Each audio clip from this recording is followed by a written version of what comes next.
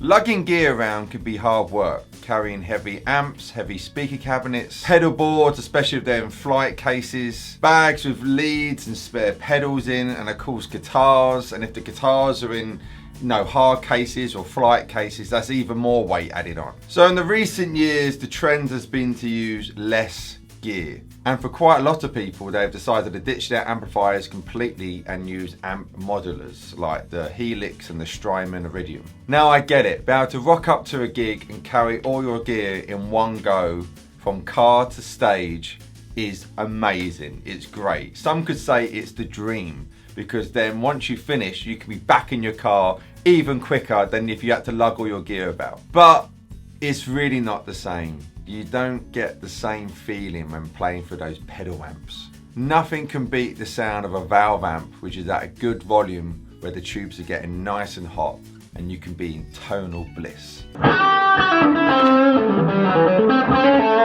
And of course, if you're playing through more than one speaker, boom, perfect. The more air pushing, the better. I recently did a 4-day tour, and to prove a point, I took my Hampstead head and its matching 2x12 cab, and over an 800-mile trip, lugged all my gear from car to stage 4 times over. And I wanted to show that guitarists, we don't have to be lazy. In fact, up to a few years ago, that's what we did all the time. Now, I started gigging back in 2002 when I was still a teenager and I wasn't even old enough to be playing in some of the venues I was playing at. And I borrowed some money from my grandparents and bought my first proper amp, which was a Marshall JCM 2000 DSL 100 head and a Marshall 4x12 cabinet.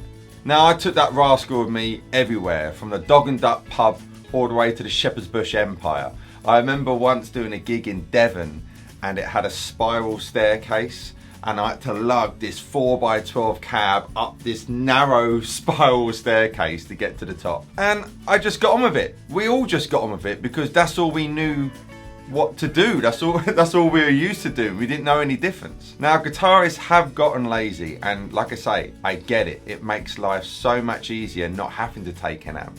And you don't even have to drive if you don't want to. You can get a train or other public transport to get to the venue. But the problem I have with the ampless guitar sounds is that everybody is starting to sound the same tonally wise using them. If you go on Instagram now, for example, so many players just sound the same. They're all playing the same thing and all have a very similar sound. By getting used to playing a real amp, and when I say a real amp, an amp with valves in, you start to realize that an amplifier is an instrument as well. And the more you use it, the better you become at getting the sounds you've always wanted from it. And you start to have your own identity, your own sound with both of your instruments.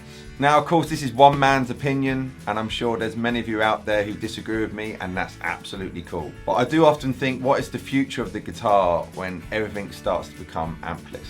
I mean, we already have venues which ask for no amps on stage and for drummers to use an electric kit. It's ludicrous. I mean, seeing a live band, being at a venue with live music is meant to be loud. It's not meant, of course, it's not meant to be, to the point where it hurts you, but loud enough so that you can feel the music, man. So I ask you, my fellow guitar players, when you next do a gig, when you next go for a rehearsal with your friends, take your amp and put the volume on 4.